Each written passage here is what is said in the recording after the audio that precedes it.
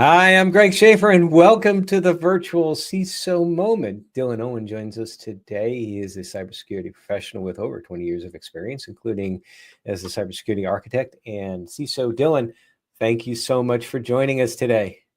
No, thank you, Greg, for having me.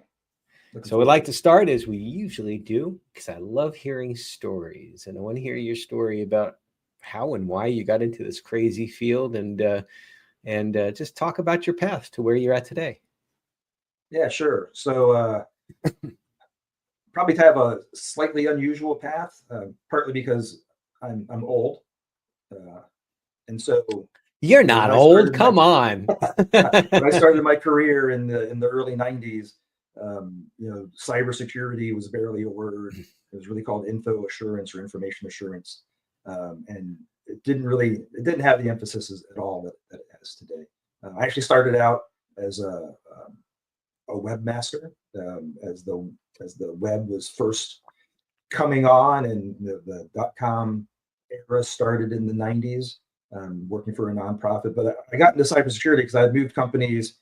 I was working for Raytheon at the time as a system administrator, and we were on a separate contract, and they wanted to hook our network into the Raytheon corporate network so that we could trade email, of all things. And they're like, "Oh, you need to put in a firewall." And I was like, "Oh, what's a firewall?" And so I quickly learned what a firewall was and was able to install a firewall on an old computer that we had lying around. That was kind of my first foray into the cyberspace. Was it a was it a network firewall, or was it a like using IP chains or something like that? It was Checkpoint. Oh, it was Checkpoint, and you installed it on an old computer. Okay. Yeah, we brought in a consultant to help because, again, I had never done this, and we had a gateway. We had a gateway computer. We bumped up the RAM. The cow. Yeah, they were the cows. And we were able to install the Checkpoint firewall software on it. That was an interesting experience. And so we did that. That's awesome. That lasted for about a year until they got some site-to-site VPN hardware that I then had to install to get a better connection.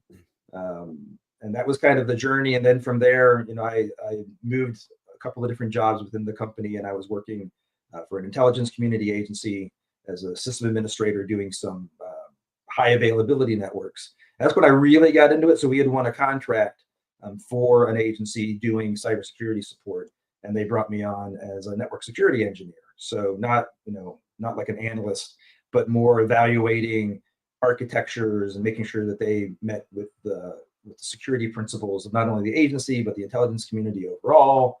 And that really began like the real journey into cyber. And I focused from then on in my career to being in the cyberspace. So I've been an analyst, I've been an engineer, I've run incident response and threat intelligence for Raytheon for 3.5 years. So 65,000 people around the world we were protecting.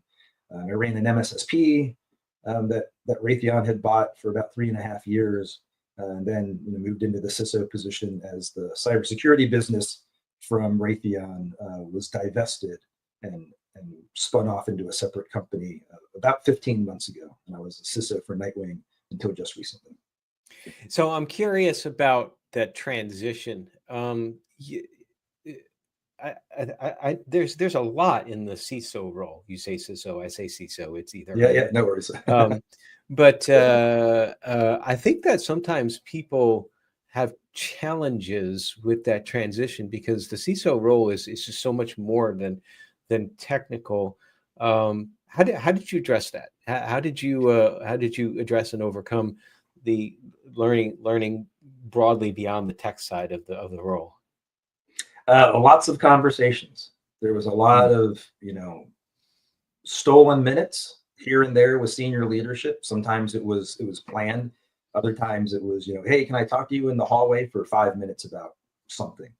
And it wasn't usually technical. It was more around how are we going to interact? What were we doing from an overall governance perspective for the company? Were we going to have a review board of some sort, like a risk review board? Or how did they want to structure things as well? Because I was new to the role, just as this was a new company being stood up. So there was a lot of hey, how are we going to plan for this? Now, the technical side is relatively easy for the most part. I mean, everybody knows the bulk of the technology. Yeah, picking vendors and picking the right solution from the different vendors, that's kind of the fun part. But overall, putting the pieces together with an EDR and a SIM, and MFA, and all of that, it's pretty well known what you need to do, in my opinion. It's really the softer piece. So, while I had been in the business, I didn't really know all the parts and pieces of the business.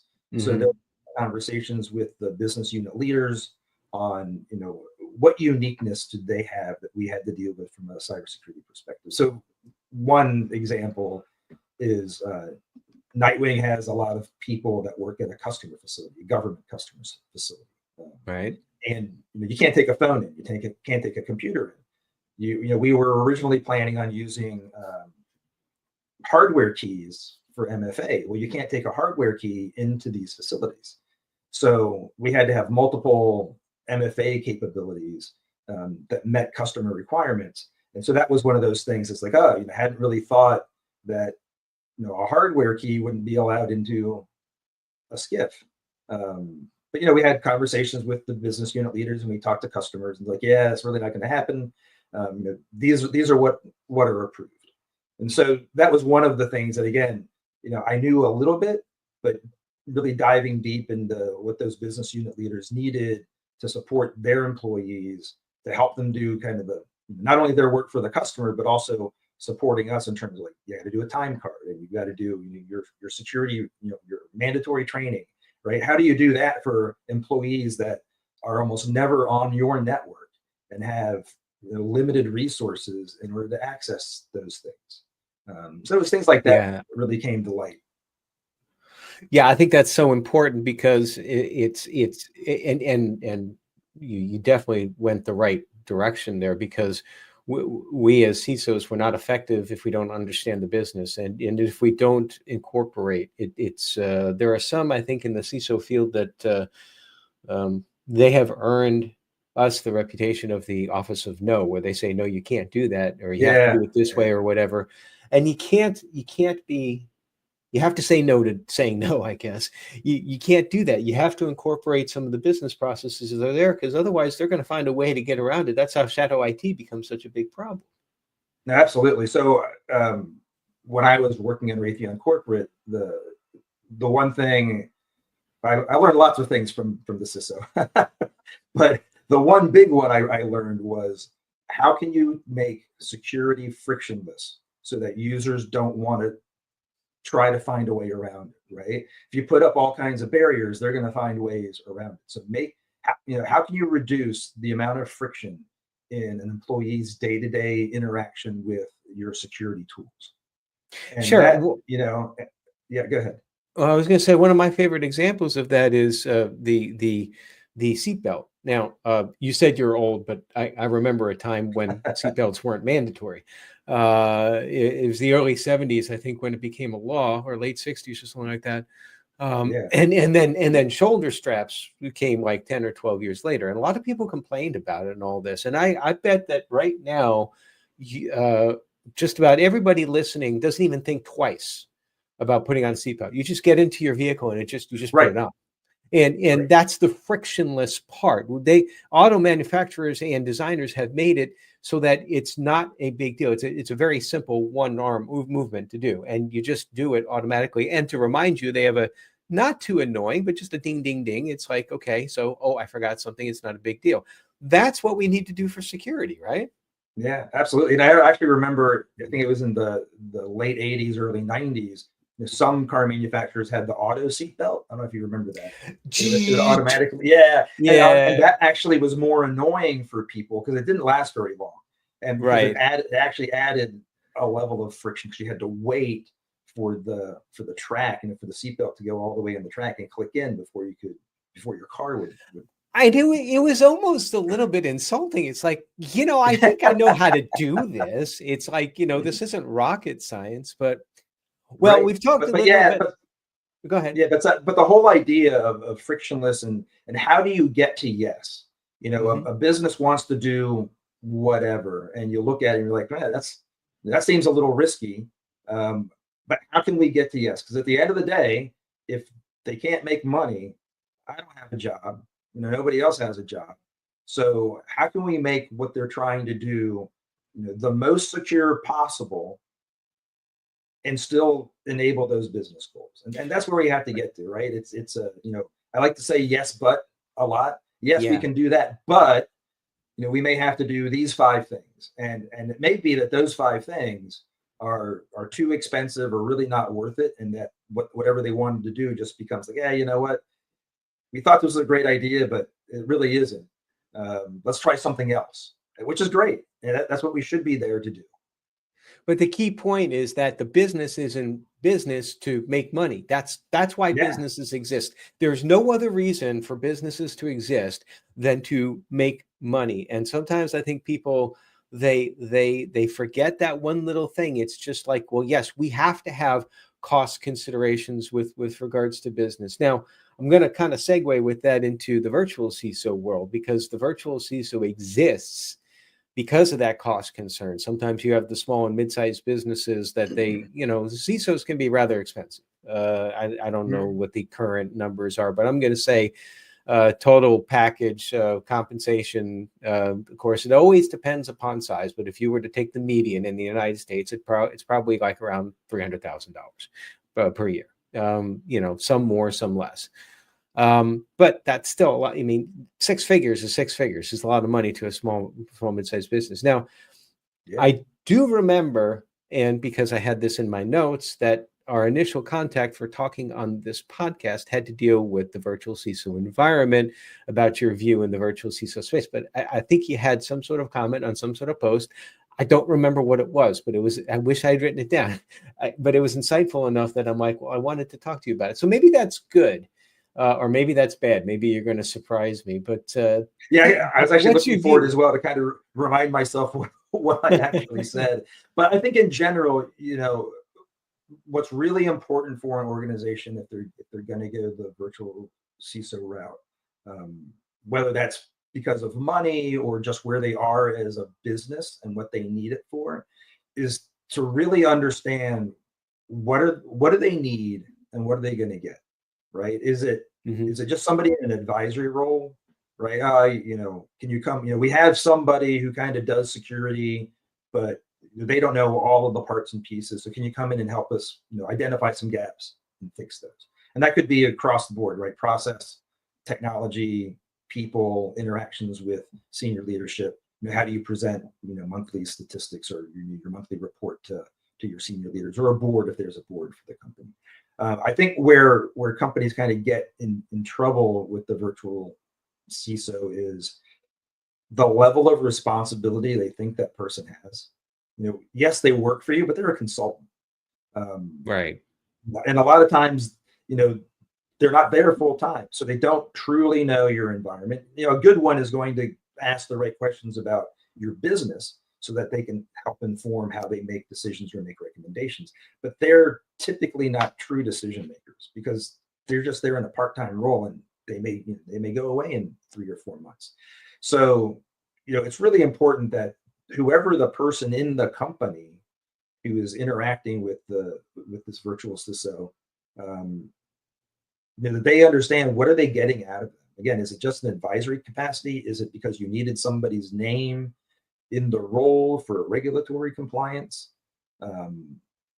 What are you looking to get out of that person, and make sure that it's scoped correctly? Because that's where I think companies probably have a misconception on what they're getting or what they want.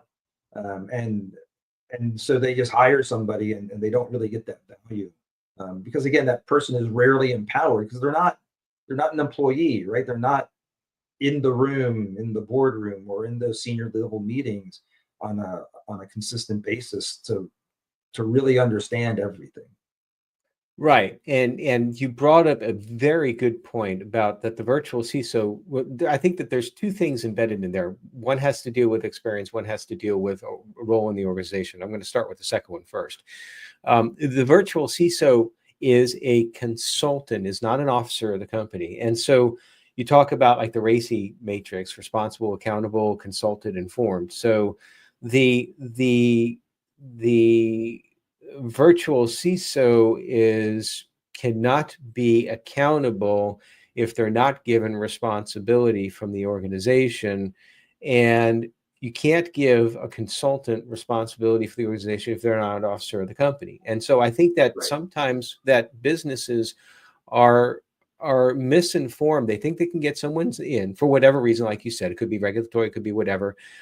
And then that person is filling the exact same roles as a full-time CISO. I can't tell you how many times in the almost decade that I've been doing well, it makes me feel old to say that, almost decade, but in the almost decade that I've been doing the virtual CISO stuff, that new clients will have the expectation that I will sign off on something.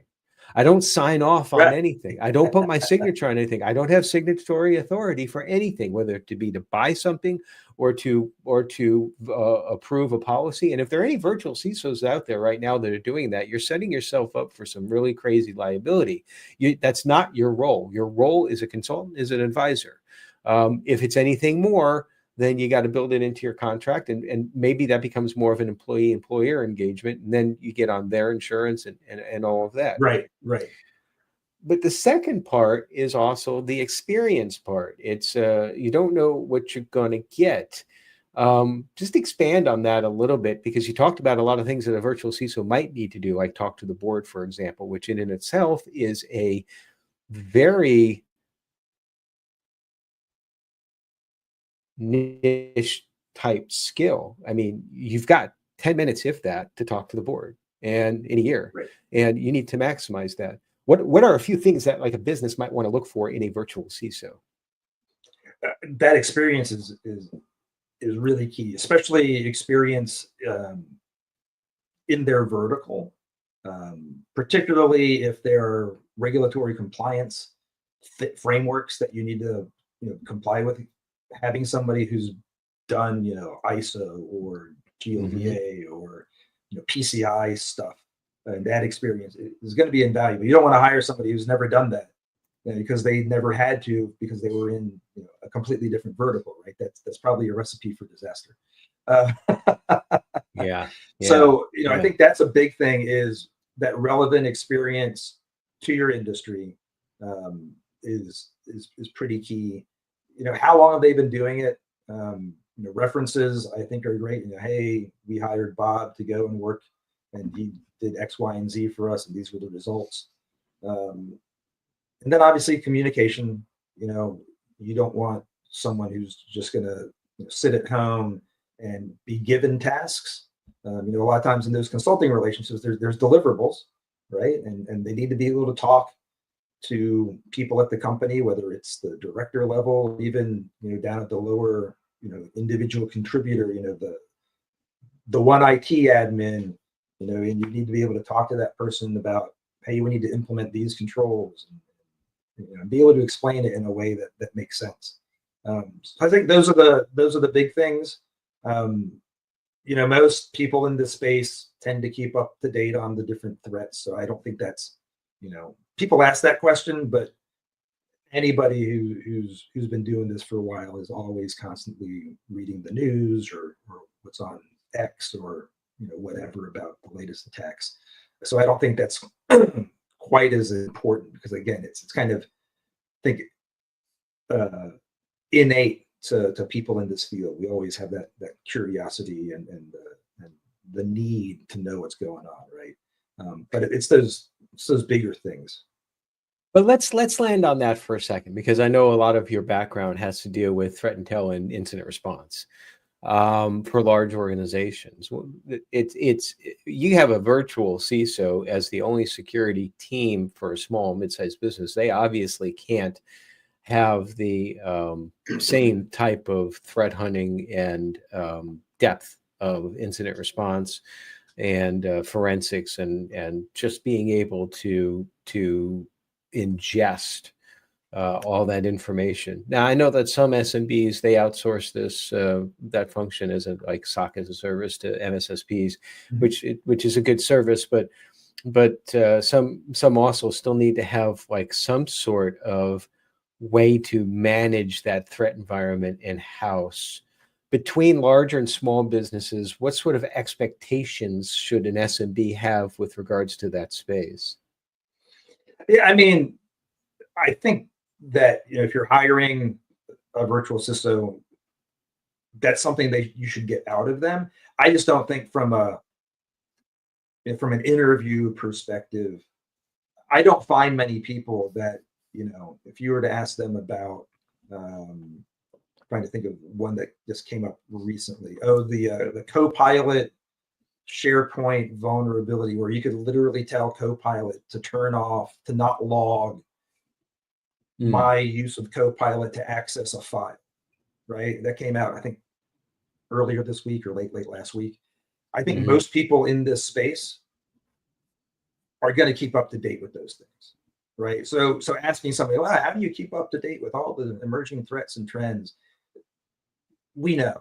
I mean, honestly, Right. I don't. Again, I think people who are in cybersecurity have that innate curiosity that they take it upon themselves, right? It's kind of like a throwaway question in an interview from my perspective. Now, I would expect, if there's something, so, if you hire me and I know your environment well enough and I see something, I should absolutely, you should expect me to say like, hey guys, we just had this vulnerability was disclosed about whatever, we use this piece of software or this service. Can you guys look and make sure that we don't have, the setting turned on to whatever, because that's going to make us vulnerable. Absolutely, you should be getting that type of stuff from a virtual CISO, especially if they're really the only security person, in the organization at all, right? So I would. But what about detection and response? I'm thinking more about the cybersecurity aspect, the technical aspect of following up on leads from your SIM, or even having a SIM in place. When you have a 20-hour per month virtual CISO, that there's only so much that can be done, and a lot is focused on governance. Yeah. So I think from there, for small mid-sized companies, their best bet is to hire an MSSP. Yeah. To be honest. Okay. It really is. This is not a core competency. Doing detection and response is not cheap when you start getting to scale, right? If you need to do a 24/7 operations, you're looking at 14 people minimum. And it's several millions of dollars in personnel costs, let alone the probably several millions of dollars in the software costs, right? If you're only 200, 300 people, you can't afford that. You're better off, right? You're better off finding a really good MSSP or MDR provider who can handle that for you. Now, you do need somebody to handle, hey, we found X. We need you to either go look for a little bit more information to confirm, or here's the remediation step. Can you go fix it? And there, a virtual CISO can certainly help coordinate and provide a little more guidance in that space. But you still need that IT guy or gal, to do whatever, re-image the computer, or deploy a new registry entry, because that's going to fix this thing that makes your entire organization vulnerable, whatever it is. But yeah, MSSPs are really valuable, I think, for that small and mid-sized space, just to, especially as they're growing, and especially if they have regulatory compliance on top of it, right? You need that belly button, but I would look at a really good partner to help you out in that space. Right, because if you're not proficient in that space, you tend to triage everything at the highest priority, and then nothing gets done. At the very least, the MSSP, that's why they're there, and the really good ones in particular, they'll take that off. And I guess part of the reason why I was going down this questioning is that I wanted folks to understand that there's more for a smaller or mid-sized organization from a security standpoint to consider beyond just like having a virtual CISO as their 10, 20, 30 hours a month. There's more that needs to be done. You can't get it all in one shot. So absolutely. And it's a stressful environment, whether you're in a large organization or you're in a small organization. and you pile too much of that stress on someone, then they will, if they will not work well. But just in any of our jobs, certainly this is one of the more stressful industries, and I always encourage folks that the need to decompress, to do something. That, some hobby. Before you and I started recording, I was mentioning about mountain biking that I've started to get into more so this past year. I haven't broken any bones yet, knock on wood. What's one of the things you do, Dylan, to help decompress from the stress of our field? There's probably three things that I do pretty regularly. One is disconnect. So when I leave the office, I try not to be doing work. Even though I'm doing work, I try not to do really meaningful things that are going to tax my brain. I read, but that's a little bit different in my mind. But I won't turn on my work computer at home unless there's an absolute emergency. So I think that disconnecting is really useful and really important. I actually learned this because I used to work in classified environments. I couldn't take anything home with me. So it was like when I left, it's like I am done. I can't connect back in. There's no remote access. I can't take documents home. Cut off. And it was awesome. It was great. And I've kind of tried to keep that going as I've moved into different phases of my career. You can't do it all the time, but try. It's really, I think it's really useful. I work out. I try to work out 3-4 times a week when I can, even if it means going in at 9 o'clock at night. I've done that. The gym I go to has 24-hour access, so and it's on my way to and from work. So if I feel like I need a quick hour to go and get my endorphins up, I hit the gym, and I'm a huge soccer fanatic. So I play, my kids play, I watch all the time. So that's kind of the easiest way for me to disconnect and do something fun. Is there's always a soccer game on somewhere in the world on a streaming service, and I have most of them. So of course, the proper name is football. But we already had that name taken, so it's exactly. So I will watch a game, almost daily. There's something on at night on the TV. That's one of my favorite ways to kind of relax and disconnect. Excellent. Well, what tell me about your future plans. What you got coming down the road? Well, I'm as my LinkedIn profile says, I'm open to work right now. Whether it's another CISO position, deputy CISO position, some kind of senior leadership in the cybersecurity space is kind of what I'm looking to do. I have lots of experience, primarily in the defense sector, but I've also worked with when I ran an MSSP for Raytheon, we had customers across the board: healthcare, financial services, commercial and entertainment sectors. So I've got some insight into how those organizations work and need to secure themselves. But just looking for my next right opportunity to help an organization be more secure and protect their intellectual property and their employees. In this increasingly kind of worrisome digital environment that we have with the rates of attacks and ransomware and all that stuff. I like helping organizations kind of up their game in the cyber field. Awesome. Well, if anybody out there has a lead for Dylan, just contact him. You can find him on LinkedIn. It's pretty easy. I found him, so you should be able to find him too. Dylan, thank you so much for joining me this morning. It's been a great conversation, great insight, and I appreciate you taking the time out to chat a little bit. No, thank you, Greg, for having me. This was lots of fun. And everybody, stay secure.